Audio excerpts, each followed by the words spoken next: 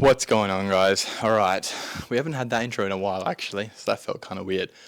Um, Today, you're wondering why we're in the gym. I don't know either, to be completely honest. We are just talking about, how do I say this? I'm going to be talking about why you need to stop overcomplicating the gym or getting in shape. All right, much more comfortable. To keep me on track, my dot points. All right. Now, this came to me because I'm constantly seeing on social media all these accounts just spraying all this random information, all these training techniques that are so niche and just like the 0.0001% benefit things.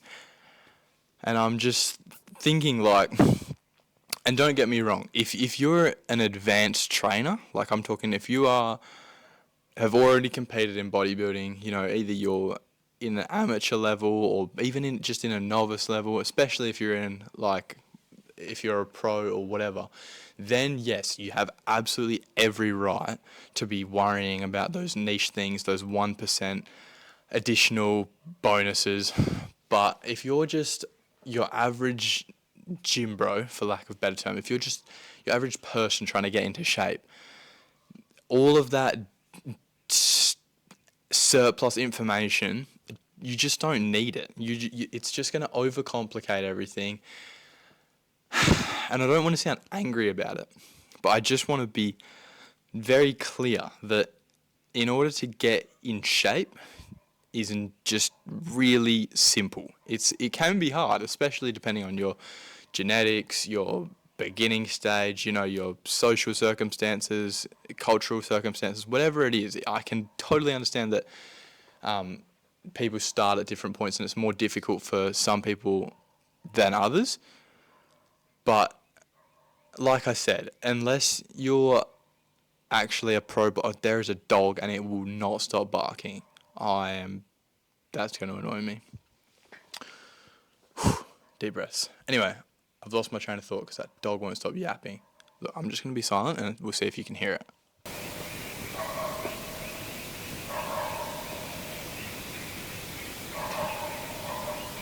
I have no idea whether you're going to be able to hear that or not. Probably not, but we'll see in the recording. All right, the first thing that you need to be mindful of, and this is going to sound very stereotypical, and it's going to sound very gym bro of me, but you need to make sure that you're getting adequate protein consumption. And some people, especially, I see people like cooking recipes and stuff on TikTok. No, I don't actually watch TikTok, but on Instagram and stuff. And I'm just like, these macros are not right. Not to mention sometimes they'll do the macros and they'll put the calories and the calories just don't add up. And I get that. Like, that's fine. You can make a math mistake. You can do your addition wrong or whatever. That's fine. But if you're not seeing the progress that you want, if you're not seeing the results that you want, more likely than not, it's probably something that you're miscalculating or you're not quite doing right. And that's where protein consumption comes in. Because a lot of the time you can think that you're getting the right amount or the right grams or whatever, but you're not. You're missing, it could be a small amount, it could be a massive margin. But that's something to really focus on, especially if you're trying to retain or build muscle. For example, in a cutting phase or in a bulking phase. Not that I necessarily subscribe to those terms, but regardless, your protein consumption matters because without it, your muscles don't get that recovery that they need. They don't have any nutrition to sustain themselves. So it's just a losing battle if you're not doing, and that's just, this is low-hanging fruit. Like, this is the simple stuff that you can check off every day. And if you're wondering like, I don't even know how much I should be eating, a general rule is 1 gram per pound of desired body weight, or max body weight, if that makes sense. So for example, if you're 180 pounds or whatever and you're trying to get to 200 pounds, just go for 200 grams of protein per day. And then something that's also like come up a lot on social media, but these studies have been around for a while, is that if you're in a deficit, increasing your grams per pound of body weight for protein can also help you to retain that extra muscle, which seems pretty self-explanatory and sort of obvious, but something that sometimes goes under the radar. That dog, man, I don't even know how long this recording's been on, but this dog has been going for at least 20 minutes. That dog's going to be the bane of my existence. The second dot point is that what I was saying before, don't worry about niche things as a beginner. As a beginner, like, you can realistically do everything wrong and still make progress so long as you're trying. And that's not just a free pass to just go whack about and, do everything wrong, like, on purpose, or not even try and get it right. But I say that to try and convey the message that so long as you're putting in the effort, so long as you're training hard, focusing on lifts that are generally sensible, like, for example, you see that thing it was a meme for a long time, and it was someone doing lat pull downs. How were they doing it? I think they were just doing a shoulder press and calling it lat pull downs maybe, or something like that. And I was just like, what is even going on here? I think I've once again lost my train of thought because that fucking dog. Oh my god. Now, next up, a very important, what do we call this? Very important, that fucking dog. Oh my god, I can't even keep my train of thought. Oh, I'm gonna crash out. Now, a little quote to live by, and this will link on to what I'm about to talk about. A little quote is, work hard, play hard. And not necessarily play hard, but work hard, and then play hard in this context is sort of like recover hard. Like, you need to be prioritizing your recovery. And if you're training with the proper intensity and providing enough stimulus, then at that point, all you can do is prioritize your recovery. Now, obviously, this comes in the form of nutrition, like prioritizing your sleep and everything. So it's not exactly play. In fact, it's still effort, but it still applies, and the idea is still there that you're putting in the work here, and in order to reap the rewards, you sort of still have to do the play hard or the recover hard side of things. And that's very important. In fact, I think that bodybuilding, whatever, getting in shape, fitness is 80% recovery, nutrition, and probably only like 20% exercise, stimulus. There's a case to be made for that at least. All right, next up on the list. Focus on the big lifts is what I've written down. Now, what I mean by that is not necessarily to just go on a powerlifting arc and just focus on your squat, bench, deadlift. But at the end of the day, those are the main three drivers for overall strength, overall development. And as a beginner, they are that's where you're going to get the most bang for your buck. Like, you're trying to develop overall mass, you're trying to develop overall shape. You're going to get a ton of benefit from that. Now, that's not to say that you completely cut out all other exercises or all other exercise variants. For example, if you've got a really genetic strong point, then obviously gear away from that slightly and put a bit more effort, bit more stimulus, bit more repetitions, bit more sets into your weaker points. But this links back to not worrying so much about those niche exercises or those super fine details, if you're a beginner, obviously, because those things are not going to, your progress will still come, but it's just going to be at a slowed rate. Now, I don't know whether I've finished making whatever point I'm on right now, but something that this is a mistake that I made, and I'm saying a lot of this because I've made a few of these mistakes in the past, but something I was worried about, and I was like, how do I explain this? I thought that certain lifts, certain exercises were going to drastically, make my waist super blocky, end up taking away from the V taper. And this was a genuine concern for me. So I avoided certain lifts, like, deadlifts. I thought that would end up making me blockier. Back, high bar squats, I thought that would make my waist blockier, like just the compression of holding that braced core, which is ridiculous. Don't think that. Now, obviously, some people genetically have tiny waists. I have a fairly small waist. I also have fairly small shoulders, so thank God I have a fairly small waist. And by small shoulders, I mean I don't have the widest clavicles. But it's a bit ridiculous to sort of avoid these really beneficial lifts just for that reason. Now, obviously, yes, you can end up, like, obviously, if you do add more mass to your waist, then yeah, it's going to get bigger. But it's sort of like, it's going to happen regardless. Like, as you start to get bigger, as you start to lift heavier, like, you are overall as a human going to get bigger, like, all over. If you've got, and damn, we're really getting on some tangents here. I'm going to have fun editing this one. But part of the reason I thought my waist was getting blocky was obviously I was in a calorie surplus. And I stored a ton of weight. I'll stand up. I won't lift up my belly because I don't want to show you my little fat belly. But I store a ton of weight around here and on my lower back as well.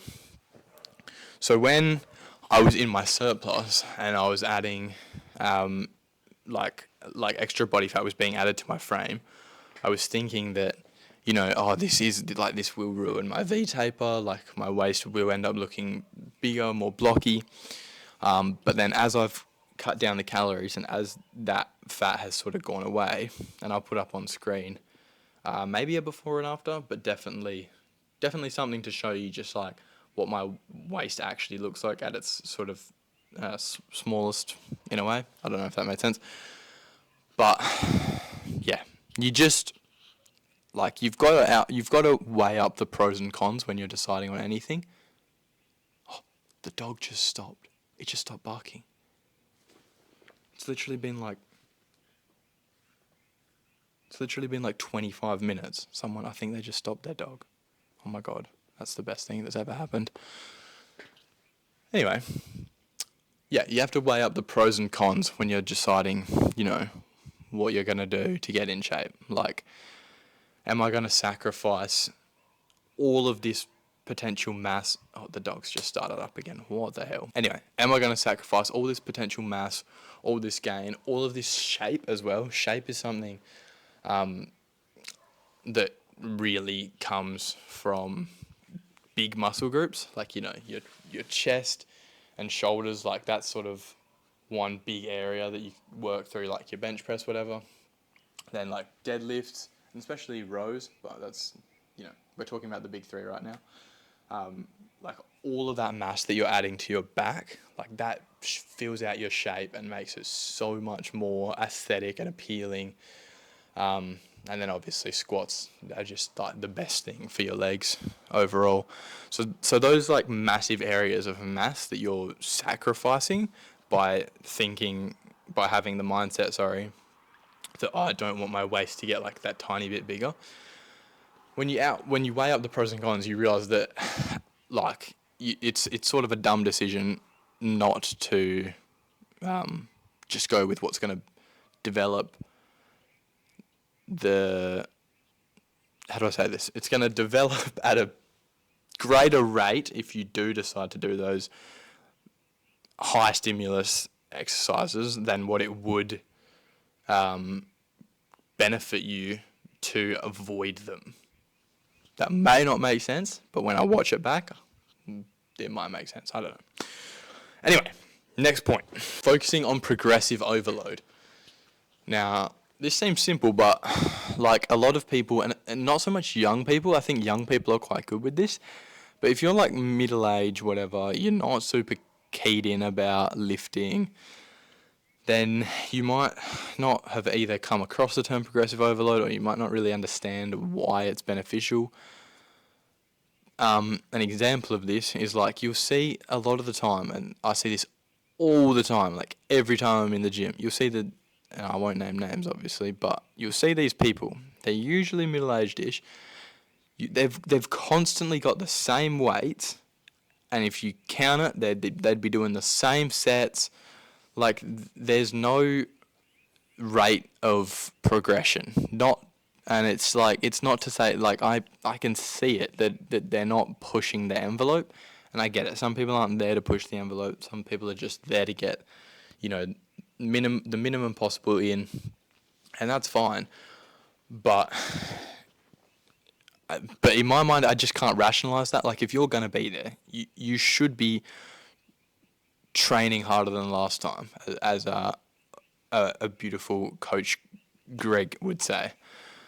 But yeah, progressive overload is it's the main thing that I think you need in the gym. I'm sorry, I'm tweaking. I've had one meal today. I'm deep into the gut. That dog. Yeah, my brain's really not working today, but we're gonna get through this. Yeah, you need to be focusing on progressive overload. Now, you can, and I've talked about this in my past videos, but this can come in the forms of, increasing the quality of your form. Like, for example, a bent over row, like if you're rowing and then you're swinging with your back as well, like the less you can, like if you can mitigate that swing, if you can try and keep yourself in a more fixed position, that is a form of progressive overload technically. Obviously, adding more weight is usually the big thing that sticks out to people, but also adding more reps. Just whatever you can do to as it states, progressively overload that exercise. That's what you're trying to do. Like that's literally all there is to the gym, really. So if you had to take away one thing from this video, just train with progressive overload, and you will make progress. That's sort of how it goes. Now, I think that's all of my dot points. Yeah, this isn't a super long video. It's not a very well thought out video. This was sort of just something I thought about while I was doing my cardio. I was like, I was looking around the gym, not necessarily today, but I was just having flashbacks, and I was like, some people just really overcomplicate everything. Now, this isn't a video where we're going to go into any of the nutrition mistakes that people make, but they probably make up even more than the training mistakes. Obviously, like I said, I would think nutrition and recovery and that makes up like 80% of this whole shtick. So I think people probably make even more mistakes in their nutrition and whatnot than actual training. But we're not going to go into that this video. Maybe in a future video.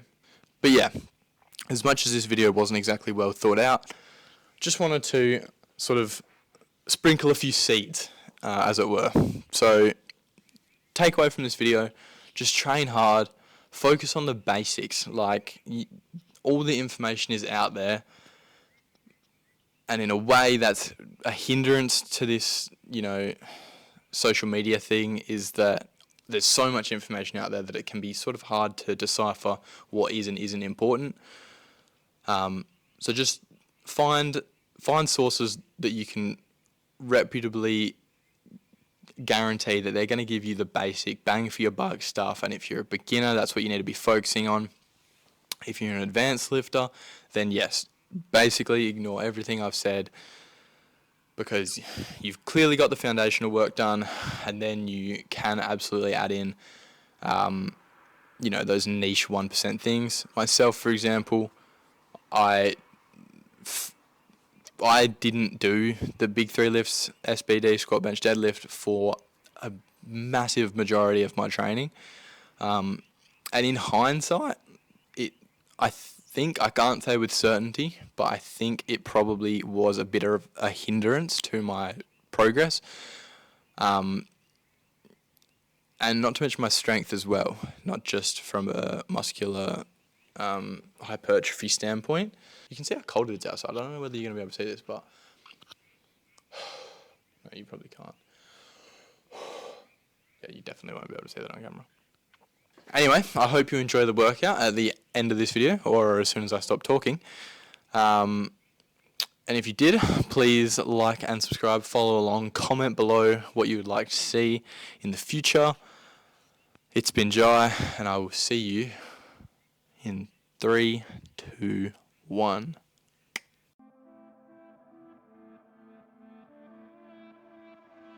I just want you. I just want you. The words I never said but wanted to.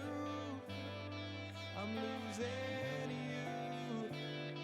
I'm losing you. Oh, but these thoughts won't let you go.